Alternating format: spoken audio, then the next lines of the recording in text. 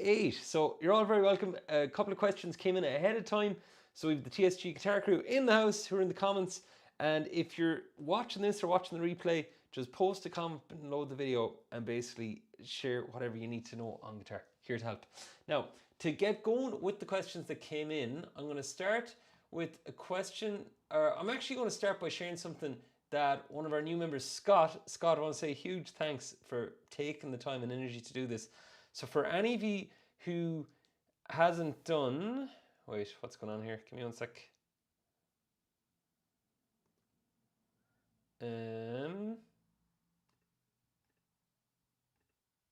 There we go. So for any of you who hasn't checked this out yet, if you go in the community, there's a pinned post right now, and it's a method to record a video of multiple guitar parts, right? So Scott took the time to share this, and it's really great, like really detailed, really step by step, and it's really worth trying. And one way you could use this, because I shared it in the finger picking journey, basically that one thing you could do is one use case for this. There's many use cases. Number one could be having a ton of fun with it. But if you recorded this as a finger picking pattern,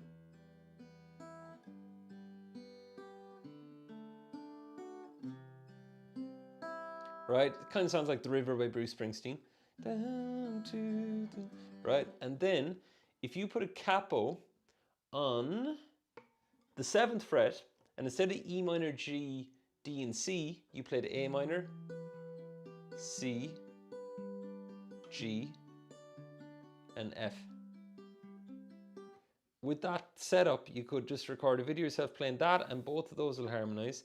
And then you could do another one where you put the capo on the 5th fret, and you go B minor 7, D, A, and then G.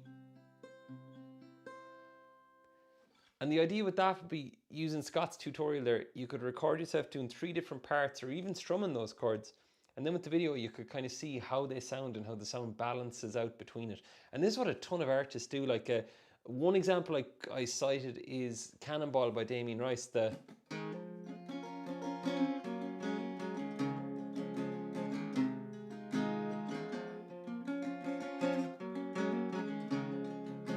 Like on that recording, he's one guitar here, he's another guitar down low, which adds the bass end, and he's another guitar up high. So it creates this lovely effect.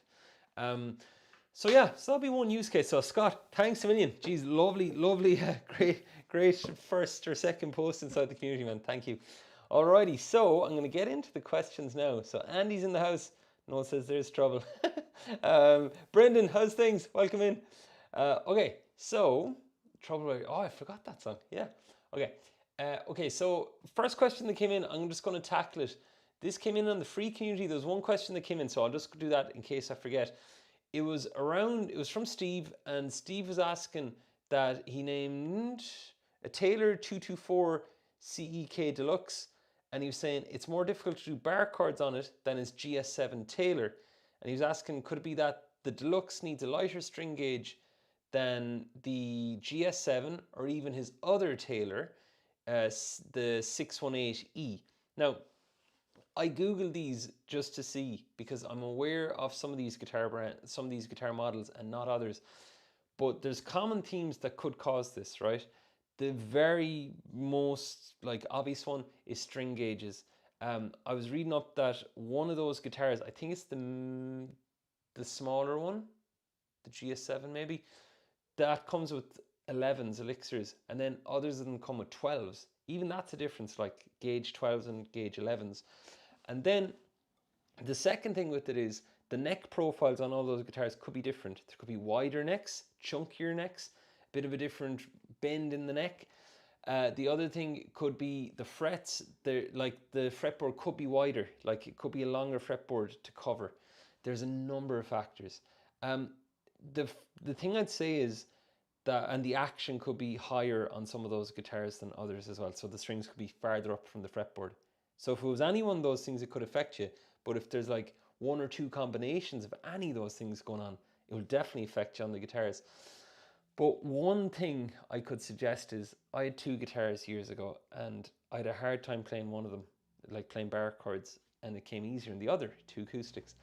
And I realized that I had this pattern of I'd go and try it on the hard one and it wouldn't work, and I go and I just go back to the easier guitar.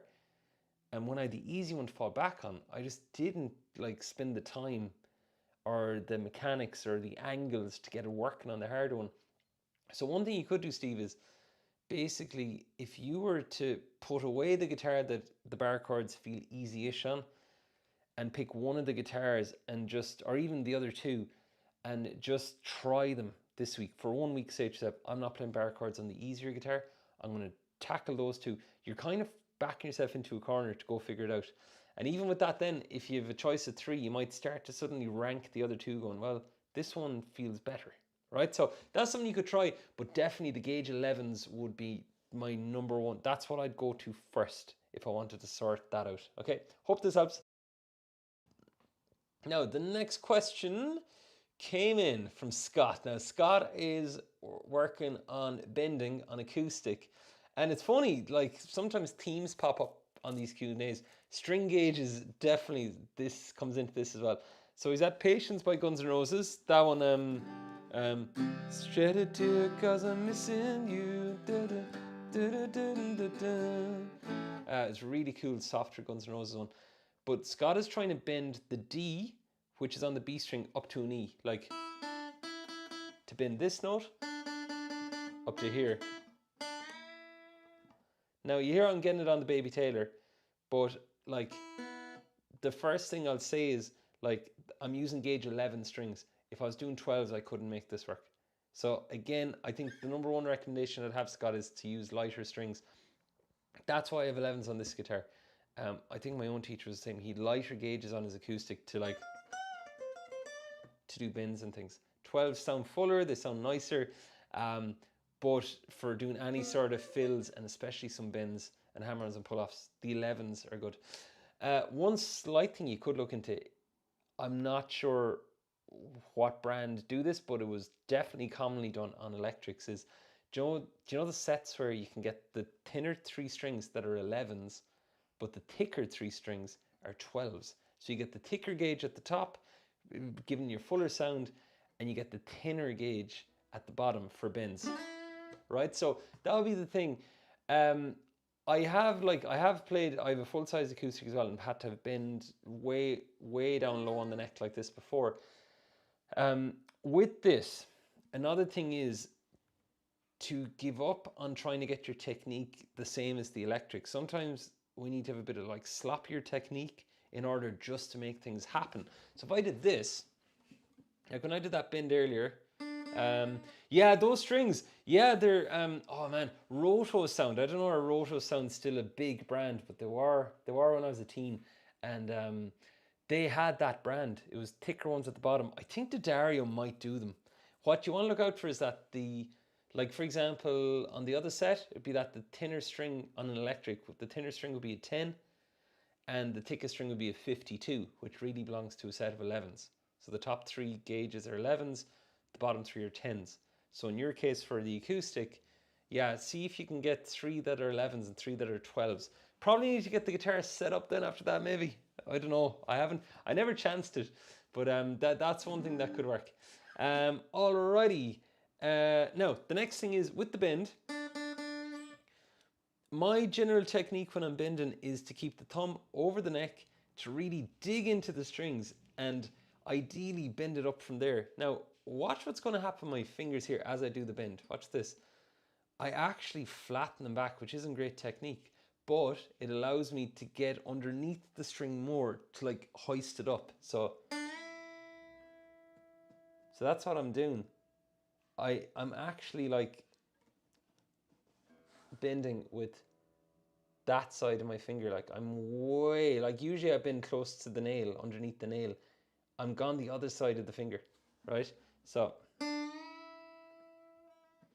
yeah, so that's one thing, Scott, I try. Now, I am doing this on 11s, you know, so that would help.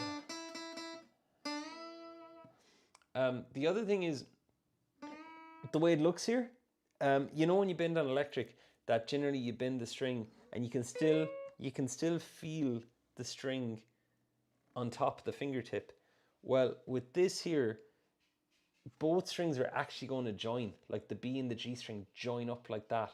So because of that, again, it's not great technique, but in that one moment to do it, it would work.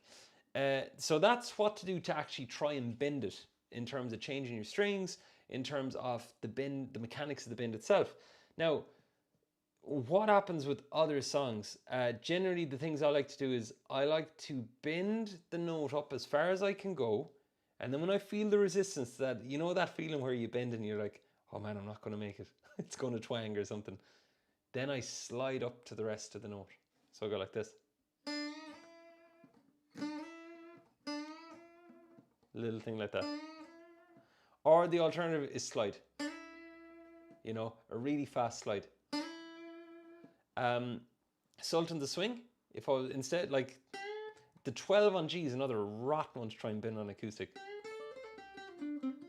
Can't get that on the Baby Taylor, but can get this. But again, quick slide. Right,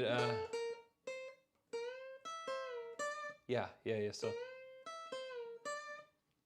And the last thing is, and I know this sounds mad, but like,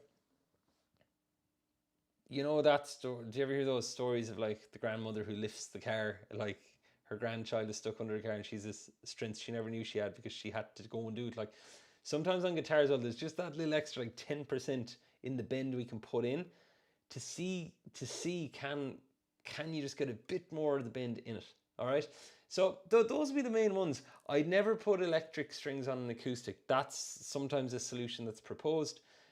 They go out of tune and they sound way too tinny, just in case that was going through anybody's mind. And that's it. Yeah, slide or hammer on, and I'll vibrato the hell out of the note then to make up for that, to make up for the illusion that I'm not bending. So like instead of, because a lot of the time bends, like Slash, particularly in Guns N' Roses, he adds vibrato to the bends.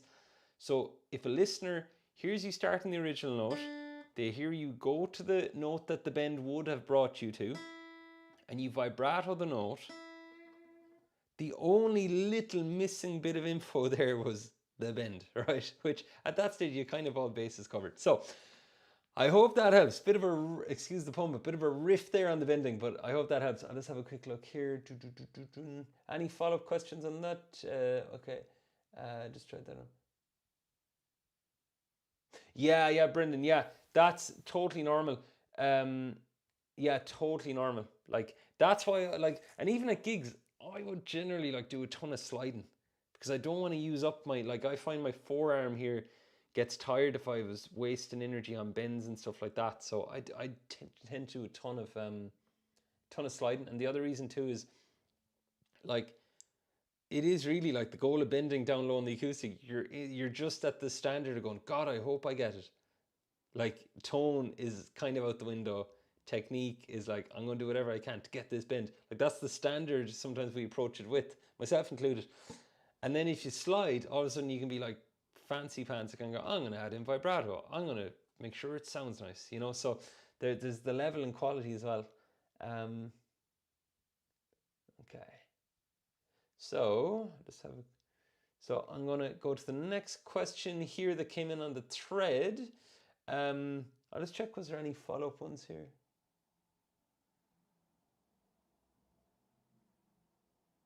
Roto sound, yeah, Noel. Yeah, Noel Gallagher. There's that saying though about the strings and stuff that, like, they often say you could plug in John Mayer through anyone's guitar and he'll still sound like John Mayer, which I love that concept. Yeah, okay, I'm going to answer this here. Okay, so just to add that on top of the bending, what about bending down rather than bending up? I do bend down. On an electric, I would bend down on the G string. Like that. I think that's a, what's that song? Steely Dan song. Anyways. Yeah, I'd bend down on the G because you get way more force, but on the B, we'll already be off the fretboard by the time we'd be on the way to getting down 2 steps. It's just like, it's not. it's gone, you know. So that's good, Brendan. Yeah, so like I'd bend down, like of course you have to bend down if you're bending on the thick E string. I'd bend down there, bend down there. The G string is where all of a sudden you're halfway through the strings and you're like, well, I might bend up or bend down. But yeah, good observation. You could bend down there on the G string notes on acoustic. So, actually, okay, this is what I love about our get-togethers, gang. All these new ideas pop up. So Scott.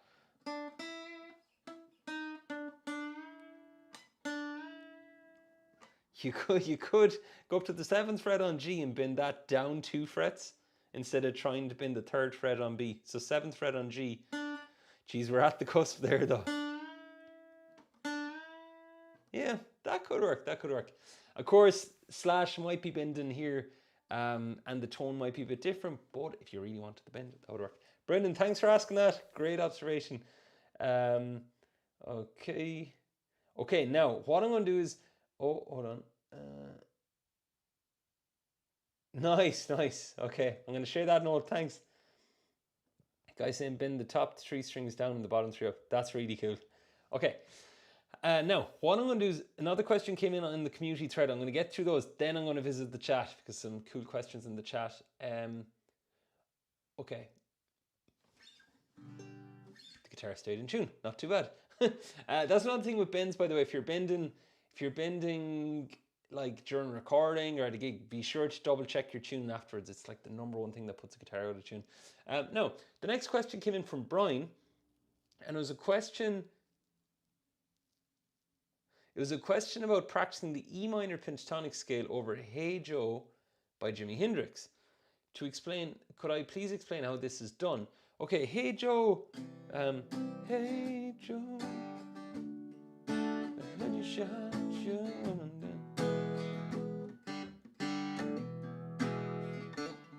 something like that. I'm busking, but it's something like that if I remember rightly. Okay,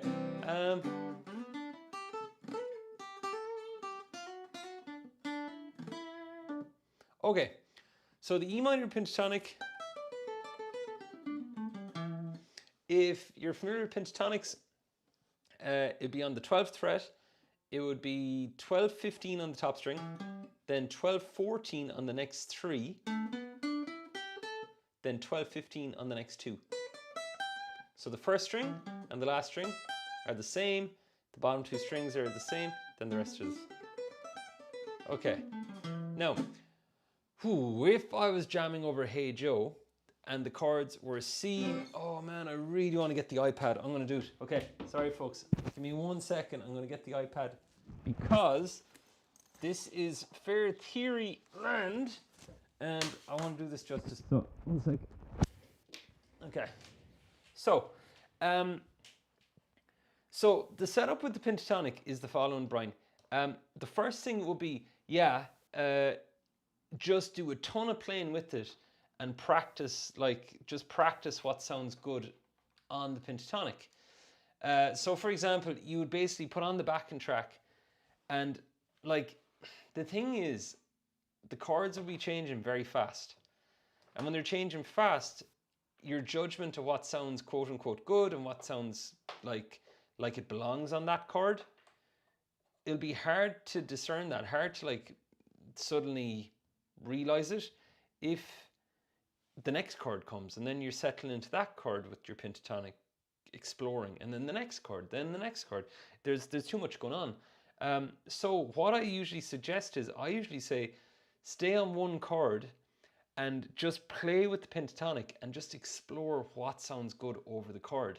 Now, I am going to give away a few tips here, theory-wise, on the fretboard, how it's kind of like paint by numbers. But my favorite way would be just to put it on and just play. And I know that costs time, and that's our most valuable resource. So you want to watch out. So I'll just do this here. I'll get this up. Sorry, folks. I promise you, this will hopefully be worth it.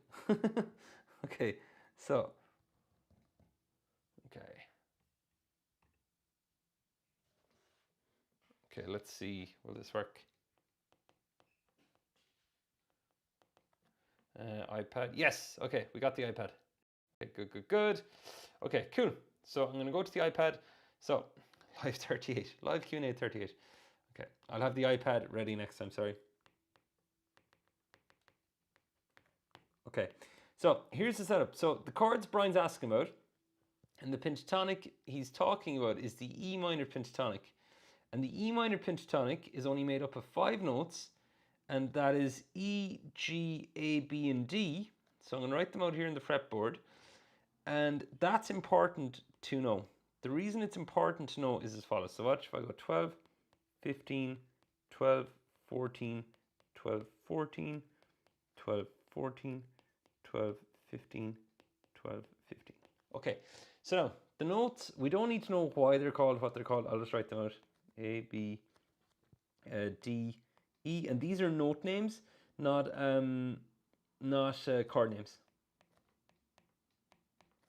Think tin whistles. You know, like if a tin whistle, if you said to a tin whistle or you saw it on a copy, this is what you'd play.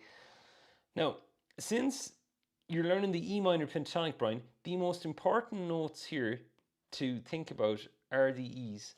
And the reason for those is, it's because that's where you'll usually like rotate your playing around. Okay, so that's where you usually live most of the time. Now, I'm going to write out the chords of Hey Joe, and watch what we'll do. The chords are C, G, D, A, and E. Now, the trick with this is, and this is very mechanical, but this can help. The 3 notes in the chord of C are C, E, and G. 3 notes in the chord of G are G, B, and D. D, F sharp, and A. We've A, C sharp, E. Then we've E, G sharp, B. Okay, now what I'm going to do here is the following. And again, you don't need to know why these are the way they are, but it'll just help with a few different things. So if we look here, the job of this then, Brian, would be with Hey Joe to listen to the chords. So when you hear it go like this, when you hear it go,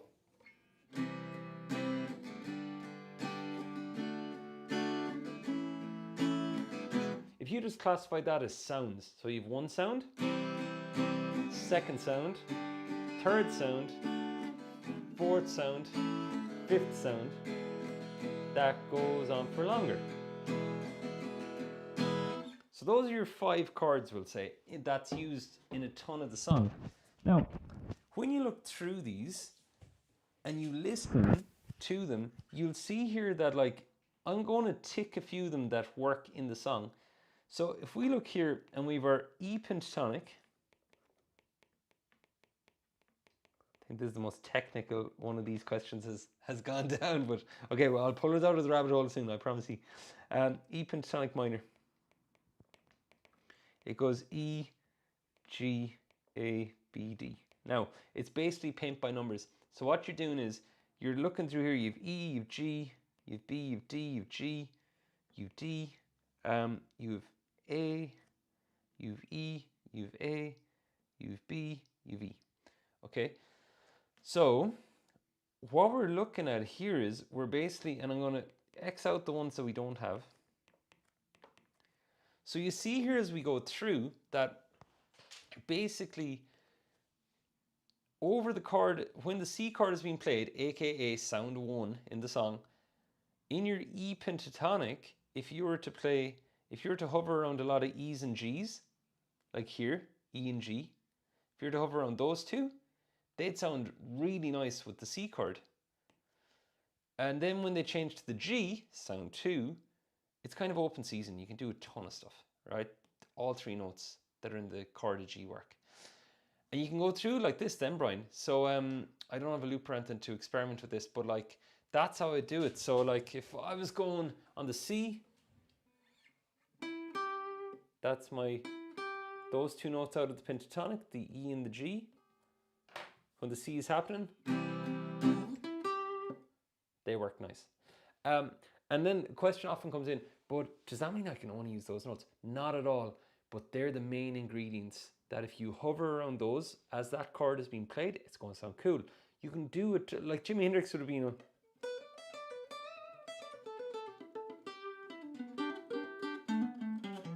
playing 2, 3 at a time, doing bends, moving, like just move between the chords. But this is where I compare like improvising to fluency in a language. You just got to spend the time. Like, and it's like that saying, I remember our French teacher in school always used to be like, oh, if you moved to France, it'd make a great job you're learning. Or like in Ireland anyways, like there's a thing called the Gaeltacht where school kids are sent away to like an Irish speaking part of Ireland for like 2 to 3 weeks, and they come back and they're like pretty fluent. Why? Because they're in an environment, they immerse themselves in it, and it's their only option. So if you're Gaeltacht, Brian, you're basically like putting on the chords and playing along, right? So, and crew, those of you in the community, I'll share this handout afterwards, okay? And of course, any follow-up questions, ask away, okay?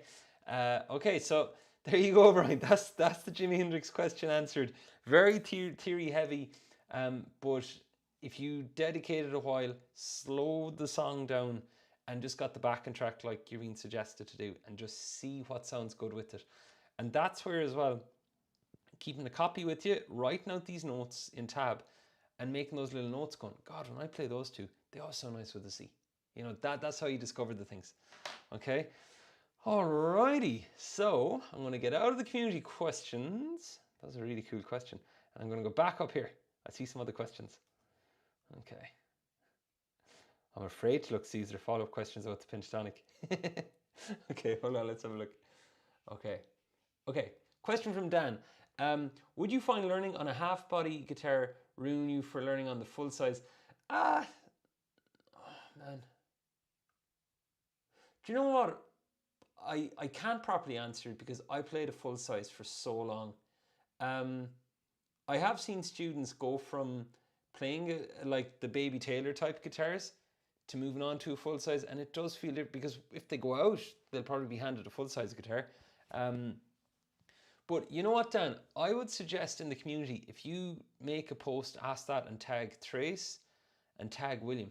They have the same type of guitar as me, and I'm unsure. Well, I'd say William played a full size. I'm unsure. Excuse me. 1 second now. Actually, I know Trace played a full size for a while, but she'd most learn on the Baby Taylor size. So maybe ask and tag Trace, or if you see her in a Zoom, ask her, because that'll be interesting to know. Really good question. The key drawbacks to it would be, yeah, the fret sizes are smaller and some things might come easier. That would be a drawback.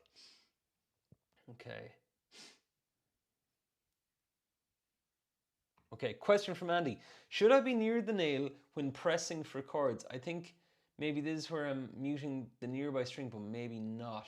So with the nails, you want to be sure the nails are like cut super short, okay? And then for chords, it's more around the tip, like with the chords, like even those distances make a little amount. Sorry, I need to cough again.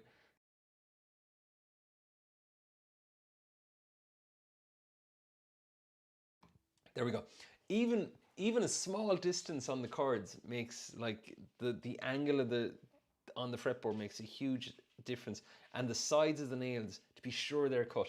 That's where a lot of players would have to navigate stuff. Okay. If there's any particular chord, Andy, you're asking about, let me know, and I'll point you towards a placement tip for it. Okay. Good question. Now let's check. Okay. Oh, and a question come in from John. I may have missed that earlier. Give me 1 second now.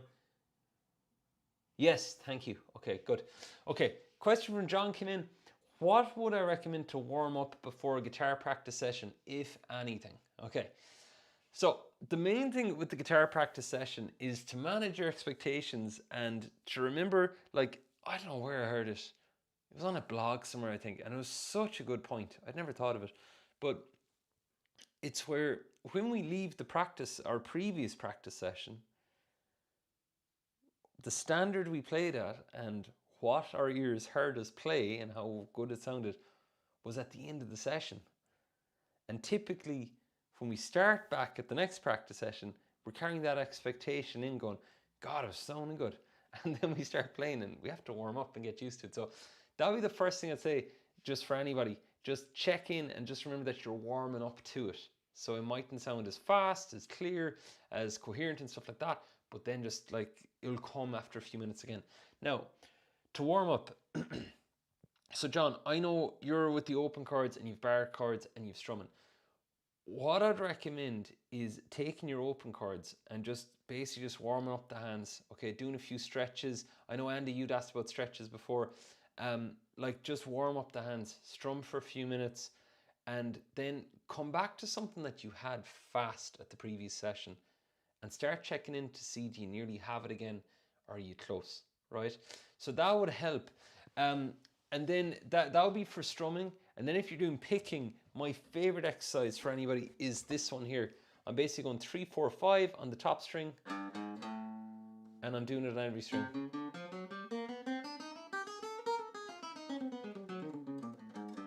I'm basically just warming up the fingers to dexterity, okay? But for the chords,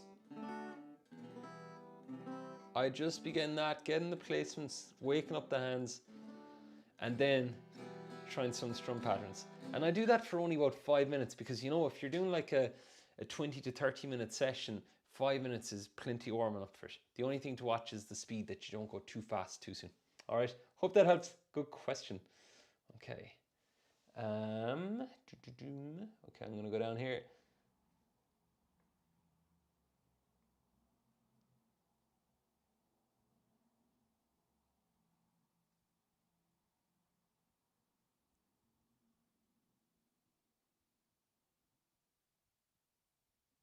Okay, I'm just reading through here. I just need to look up the definition of chord tones, Niall. I'm not too sure. And I think it's like just the notes. Okay. Okay, perfect. Okay, yeah. It's kind of building on the pentatonic question. Cool. Okay.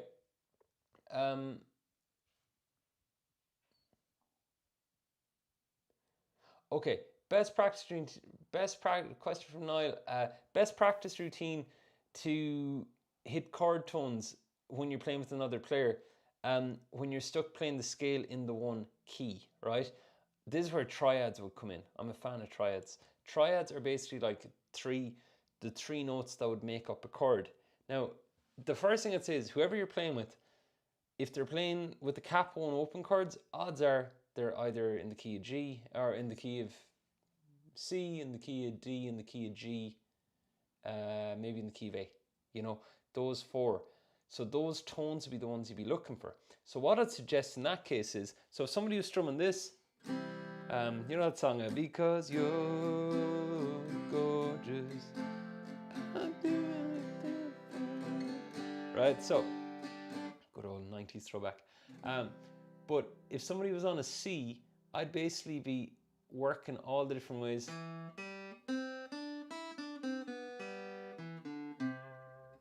I'd learn the C major scale. And if you just aim, sorry, no, I'm going to write this out just because any of this theory stuff, need to write it on a board for it to make more sense for myself than he is. Okay, so let's just say as an example, what you'd be doing, Niall, is the following. If you learn the scale would contain all the notes of the key you're in. Now let me explain. So, like for example, if you were playing with somebody and they use open chords and a capo,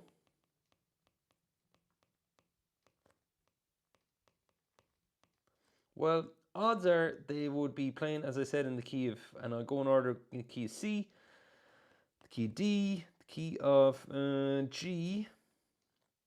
Those would be three classic ones. The reason they're classic ones is because you can get away without using barre chords. That's why, like, if I was ever backing somebody and nobody told me anything about them and they're sitting in a pub in a session playing, I'd be like, if they use a capo quite a bit, they're doing open chords, because the capo speaks to the open chord use. The open chord use means that they're not going to be breaking out a ton of barre chords, which means that a high possibility odds they're in these three keys, like G, E minor, C, and D as an example.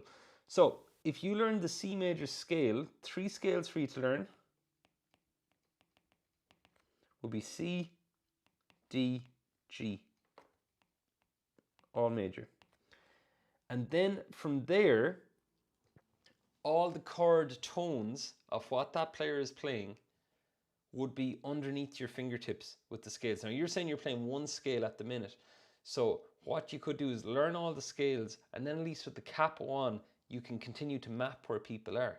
So you learn 3 scales, you practice with the capo, and that way you can unlock them. Now, similar to Brian's question about playing with Hey Joe, this is where, like, when it comes to like tones and playing with people and stuff, I'd be pretty intuitive and map people really accurately. But the only way that happened was because I made thousands of mistakes. Like, I've played all the wrong notes and did all the wrong things. But, and of course, you don't want to be like, well, I don't want to do that. I don't want to get my fourth gig and be like breaking out random chord tones in front of a crowd. But at home, whoever that player is, if you can get their set list off them, or if it's your set list and they're with you, go through and look at the capo positions and map them using that. Okay, and here's an example, right? And like, if I picked the key of G, I'll just go with G. So the G major scale, G, A, B, C, D, E, F sharp, G. So that's the G major scale. Now the chords in the key G, the common ones, I'll just pick these 3 as an example: G, D, E minor, and C. The 3 notes that make up a G chord are G, B, and D, D, F sharp, and A, E, G, and B, C, D, E, F, G. Okay, or F sharp, G. Right, so the idea with this Nile would be, and I'll do this here. Folks, drop me a comment. Let me know if you like this board theory stuff. Let me know how it's landing, because I'm kind of just feeling it out tonight. But it's very valid stuff that's needed. Okay, so G, A, B, C, D, E, F sharp, G. So those 9 are your notes: G, A, B, C, D, E, F sharp, and G. Now, so what that means is, when it comes to, like, let's just say that, oh gee, sorry. Okay, that dude is playing D, F sharp, and A, or he's playing a D chord. That means if you played this note, or this note, it would sound nice with what he's doing, right? Those would be your main things. So if he's strumming a D, like, I'll just break this here. There we go. If he's strumming a D, and you go,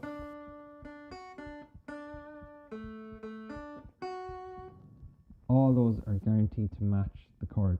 Now, here's the thing. That gets old real quick if you're only playing the 3 notes that are definite bets for matching the chord. So you want to hover around them and then add in bits of the others. So if I go like this, and if you can all just imagine you're still hearing the D chord,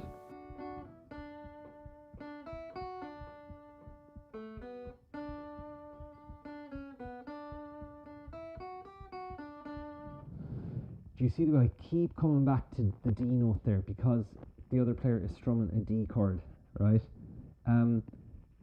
You want to do that. You don't want to be wandering across all the notes, right? And a little cheat code for that is the following. Like, those 3 notes, like, they are the D chord.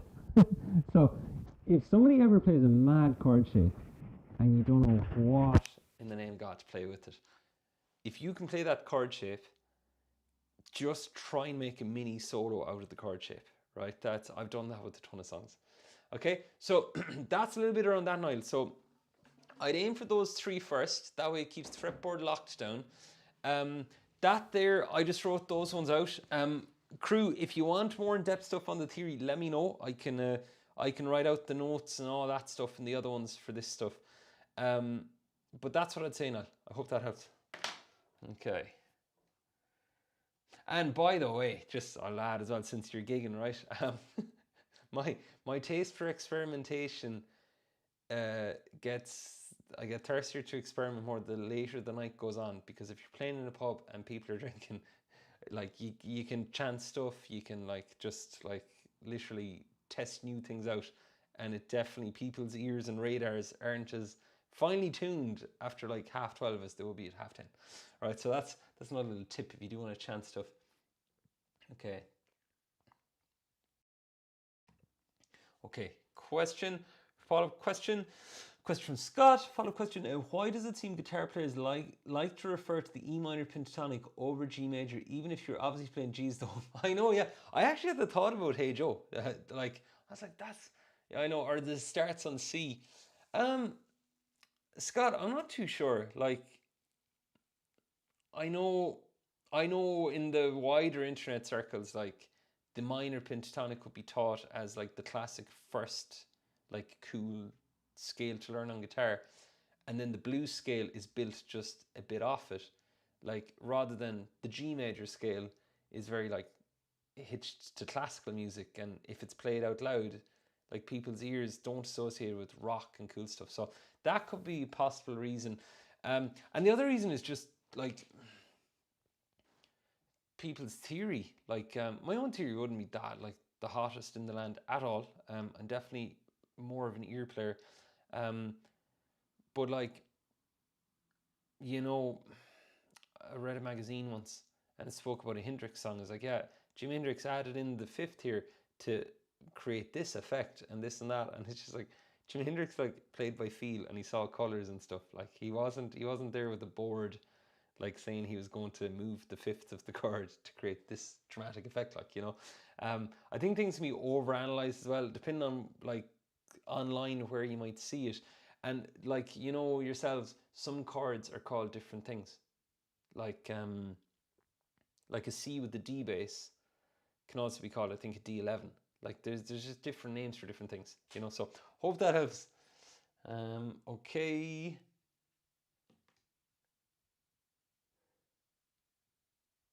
Noel, I'm not too sure. Was that a commentary question? Have you found with any previous students they went? I see that, so just let me know. Okay, question. Okay, what's a good way to improve hammer-ons? I'm a drummer, but I like to mess around on strings when I find time, like right now. Okay, drummers are welcome here too. Okay, a way to improve hammer-ons. Just like literally pick your finger combos, pick the type of hammer-on you're doing, and treat each string as a different weight class. So watch this. So like, and do it while you watch TV or watch something, right? Because you don't want to be in a room on your own just going. All right, so like for example, I would do a plan, and if I wanted to work on my hammer-ons, I'd find out, well, what's my use case for it. If you're playing rock and stuff, more than likely strengthening your index, going to your ring will be your first port of call. Then your index going to your middle, right? But let's talk about index to ring as one example. You can apply this to all of them. So I would basically go like this.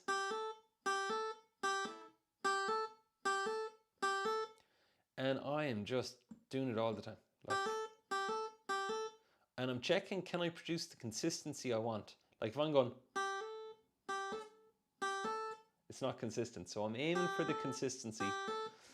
And the knuckle is bent. That's huge for the hammer-ons with technique. And you might even hear like this. You hear the bang off the fret. That's how hard I'm hammering on, like. And a good way to test how your strength of hammer-on is, instead of picking the note hard, hoping that the hammer-on will come out, right? This, I don't know. I definitely used to do a ton of this.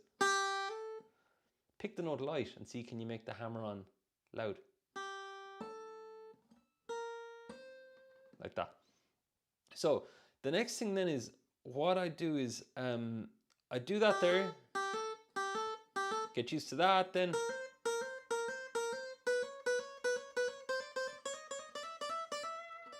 And I do it up around the neck wherever I needed to do it, right? And if it was going from a 10 to a 12, we'll just call that a 2 fret gap, 10 to 12. That'd be one type. The other classic type to work on is a 2 fret gap, which would be 10 to 13.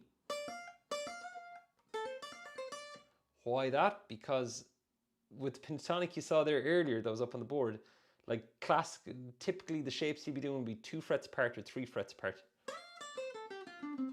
Like Layla as an example.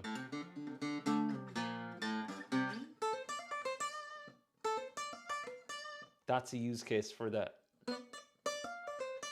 Okay, and here, then you're using the same thing here. So what I do then is I do that on that string, just hammer it on, hammer it on. Then once I feel my hand guitar, I rest. I totally rest. I don't push it. And then after that, what I look at is I then move to the next string. It will feel different. The string's a different thickness. The angle will be different from where I have to come. There'll be strings underneath my finger now. I wasn't at the bottom of the neck. There'll be all these different things, and we gotta get cozy doing that too with hammer-ons. And then, because of that, then you move up another string, get used to that. Right, so that'll be that, and then get used to that. And then you could break out the index to the middle, right? But only if you need to. See, that's the thing. You could, there's that saying, if you don't use it, you lose it. Like one thing I really noticed about the Olympics this year was, like, depending on what sport or what discipline was happening, the athletes' bodies seem to be built differently. Like some, like, of course, shot put versus marathon runners, like, huge difference there. But like long jumpers versus hurdles, like there was some similarities. Like everyone looked like relatively fit, but like there was different little differences. And like that with this, you'd be working with the little differences. And if you but the worst thing to do would be just to practice all these and have no use for them, because you'll lose them. You could build them up and have nowhere to go with them. So that's why I suggest those ones. Okay, hope that helps. Great question. Okay, let's see. Ah, yes, okay. Thank you, Noel. Okay, have you ever felt with previous students they spend too much time memorizing theory at the expense of actual guitar practice? I feel I fit into that category. I'm going to say yes, and I'm not saying yes that you fit in that category. I'm going to say yeah, 100% with everything. Like, oh man, this is with everything, like, nowadays. Like, it's just the internet. Like, information is everywhere and it's free, and there's an abundance of it. But like, I heard a great quote once. It was like, we're drowning in information and starving in execution, or something. Or starving for execution, in other words, taking action. But yeah, 100%, 100%. Because the thing is, right, and let's draw this here. It's a little stickman figure. I wonder, can I draw it up here? Yeah, I'll do it here. Okay, so like if I do this here, and this is a guitar player, okay, and then, or actually no, I'll do this, okay. There's a guy, he's called Bob Proctor. He talks a lot about the subconscious mind. And let's just say here, we have our conscious mind, our thinking mind. I'll do C for that. Then I'll do SC for this subconscious. And then we have our body here, okay? Now, the thing is, to get results, and this is purely his creation here, to get results, oftentimes we learn stuff and all the info is here. We're consciously taking it in, we're consciously listening, reading, even talking about it. But like, the results on guitar come from the actions we take from our hands, not what we can talk. And then the thing about it is, how do we get the results? Well, as you know, repetition. And the repetition puts it into our subconscious, which in this case is our muscle memory. Like if I go like this thing, that thing, like I learned that when I was 14. And at the time I remember going 4, 5, 7, 14, or 4. I remember just doing that for hours and hours and hours. And to this day, Konami guitar, and I'll just play, and it's in the muscle memory, it's in the repetition, you know. So what I'd say is, yeah, whatever any of you are doing, you check in on what results you want, then you look at how much action you've taken that week versus how much information you've consumed. And it's a daily battle. Like I battle with it too, like, definitely. And that's like, and it's with everything. Like, it can be like, what's that saying? Like, you know, an apple a day. Like, everyone knows it's a great idea to eat healthy. Like, and then it's just like the doing it is the thing. Like, you know. So yeah, hope that helps. Great question. Oh, brilliant. Okay, cool. Dan, Brendan said there to tag him as well. He has both types of guitars. So in that post, just tag Trace and Brendan. And maybe William as well, because it'd be interesting to hear, has William gone back to playing the other one since? That's cool, Andy. Yeah, like the theory is it's interesting and it's cool the way to see how everything maps together. Um, but like at the end of the day, when you want to play a few tunes for people, you're not going to be standing in front of them with the PowerPoint presentation and go, "This is connected. This you're going to play tunes." You know, like I'm pretty sure Noel Gallagher banged out chords in the '90s and found stuff that sounded nice rather than do this. You know, and some bands do this stuff, and it is good to know because the more you understand, the more you can unlock stuff. But it's the putting it into action is the thing. Okay. Um, yes, I would not drink and theorize. No. Okay. Pint of oh, Landy, I have to share that. Pint of tonics. Today has been the birth of pint of tonics, folks. Definitely played a few pint of tonics at gigs at some stage. Okay, hold on now. Let's see. Hey Stephen, welcome in. How are you doing? I answered your question. Okay, so when you see the replay, the question's answered. Long story short, with the different gauges and the tailors, string gauge matters, and pack away the easy guitar and really just spend time on the one or the two that the bar chords are difficult on for a week or so, and just see can you like basically force yourself to make it happen on them. That's one thing. String gauge will definitely help. All right, but there's a more detailed answer at the start for you. But thanks for making it. You're in the house of some of the TSG crew here. Okay, let's see. Okay. Okay, question from Ken. Can you explain the theory of the capo, please? Sure. So, the capo, in a nutshell, the idea with the capo, first of all, we often use a capo for sounding more like the song. So if I played Wonderwall here, doesn't sound as like it as here. Right, so we need capos. The second thing is for changing songs to suit your voice. That's a great use of a capo. So if you're playing Bon Jovi and Bon Jovi songs were too high and you're doing that oh geez, what's that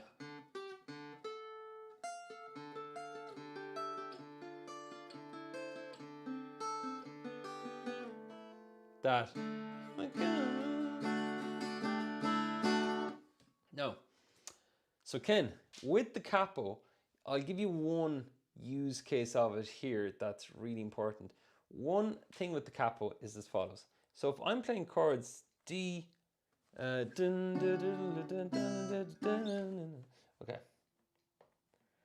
If I'm doing Bon Jovi, Dead or Alive, don't ask me why I picked Bon Jovi. Anyways, so D, C, and G. That's the first thing. Right. Now, the thing about the capo is you could put a capo on the second fret and do C, C, B flat, F. And it's going to sound roughly the same. Okay, so watch this. If I go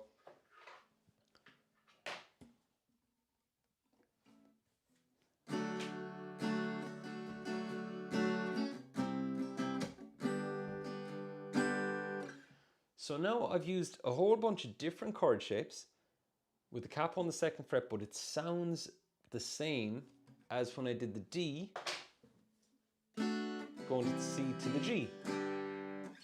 Now, you might be like, why would anybody ever want to do that? Well, the first thing at the theory of the capo is if there's 3 or 4 guitars all playing together in a group, that's nice. But if all 4 guitars are playing the exact same thing, there's no need for 4 guitars. And I mean, in terms of performance, like if everyone's hanging out, like in our meetup, like later this year, like it'll be cool for us all to be playing together. There's no part of me that'll be like, we all need to play different chords. But if you're in a band or something, and like what we touched on earlier, like using the capo allows you to play chords in different locations on the fretboard and still play with the song. So Riptide is a great example. If I do this,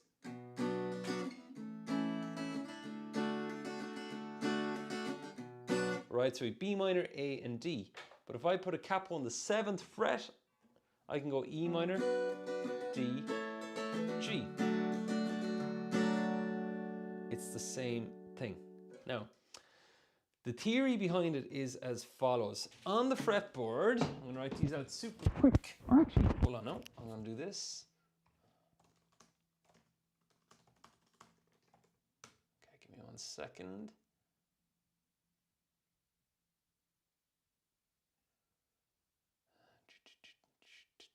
Okay, got one here. So watch this.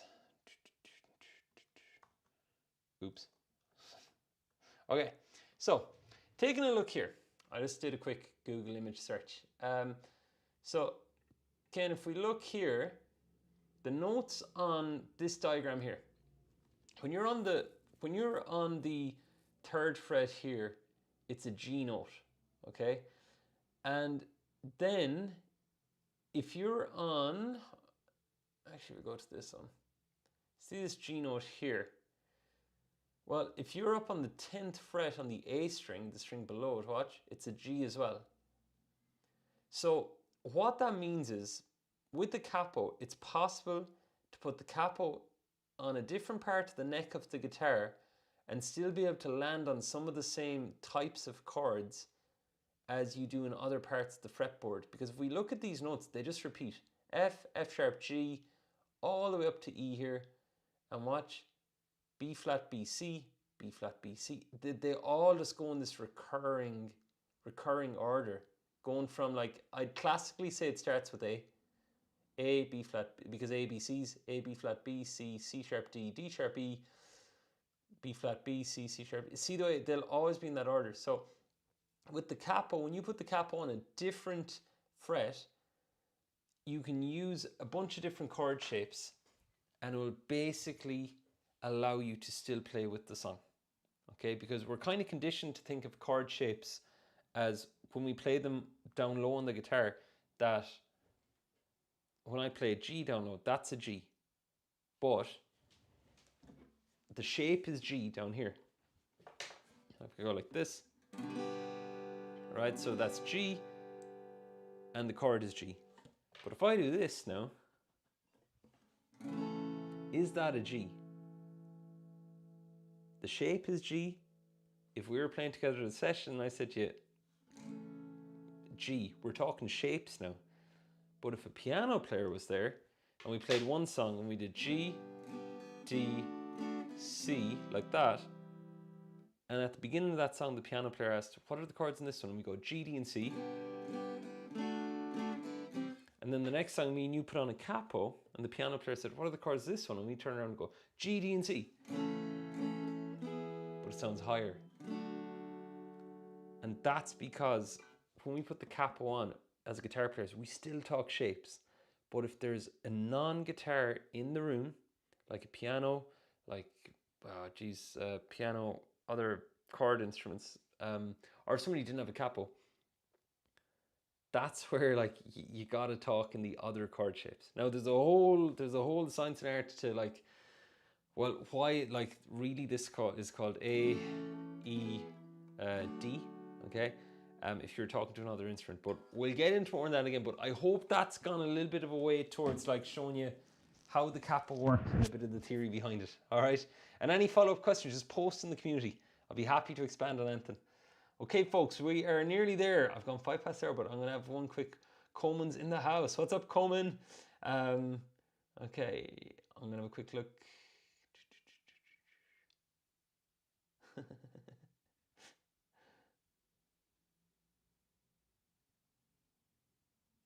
Okay, I'm going to take this as the last question. No, you can't go wrong with Bon Jovi.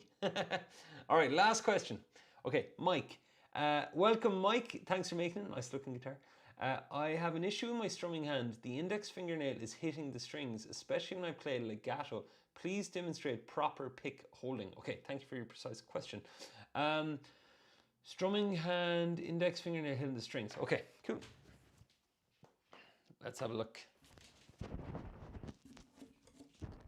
If I go like this, I know that one. That's happened to me a ton. I don't know. The rest of you in the chat, has that ever happened to you that you caught your index in the strings when you're strumming? Let Mike know he's not alone. I've definitely done it. Okay, so let's just say if I wanted to make that happen, what I'm doing is this. I'm tilting my hand down too much, Mike, and it's catching the string. So watch if I go here. Watch my strumming hand. Now watch the other way I do it here.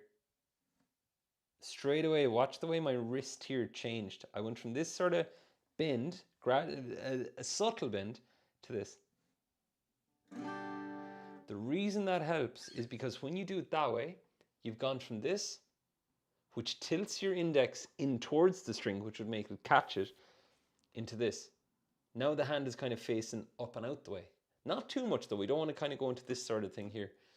But when you do that then, the contact of the pick is just on the string and the index should clear it. So the way I hold my pick for strumming is like that. Okay, if I wanted to catch the strings, which we don't want, I'd hold it like that. See the curve in the index the other way, like that. Okay, I hope that helps, right? So just give that a go. It takes a bit of experimentation. The pick I'd use is the one I like to use the most is a point 88 mm Jim Dunlop. Okay, let's check. They're a grey one. Really cool pick. But the key thing is just take your time with it. The legato thing, I'm not so sure about. Like, I'd work on the strumming first, right? Because it's a different approach to do legato. So just work that in with the strumming first. And the key thing is, yeah, just to watch the tilt of the finger as you land. Okay, so the holding of the pick, watch the tilt of the finger. Okay, hope this helps. Alrighty, crew. It's funny, Mike, you should comment there. The song of the month inside the community is Sweet Home Alabama. And what we're doing is, gang, I have I think a 25-minute feedback video done. So I'll drop that in the community after this now. I just have to go someplace quick, but I'll drop it in tonight. So there's a feed for those of you who submitted your Sweet Home Alabama intros. It's done, right? So some really great stuff there and some really interesting common threads across your playing. So it's really cool to see it. All right, crew, I'm going to call it there. Thanks a million for making it in. And if you're watching this and you're not in our community and you want to find out more, I'm going to drop a link. It's a really cool community. We have a song of the month. There's a ton of amazing players and people in there, including a gang of the folk here in the chat, including Andy, who made up Pint of Tonic this evening. You're gonna have to, that's a t-shirt. That has to be a t-shirt. Alrighty, I'm gonna leave that there. Look, there's a link for any of you who want to come join us. I dropped it there. And or even if you want to ask any questions, just pop me an email, dave@schoolofguitar.com. All right, so that was live Q&A number 38. Thanks a million for making it. And the replay is up pretty much soon after this. It'll all be chaptered in the next day or two. And the handout, the pentatonic stuff and all that, I'll drop in the community after this. All right, thanks a million, crew. And the survey about our in-person get-together will be sent to you later on as well. It's nearly done. Okay, I'll catch you all soon. Okay, hopefully see you all on Thursday. Take care. Thanks for making it. Bye.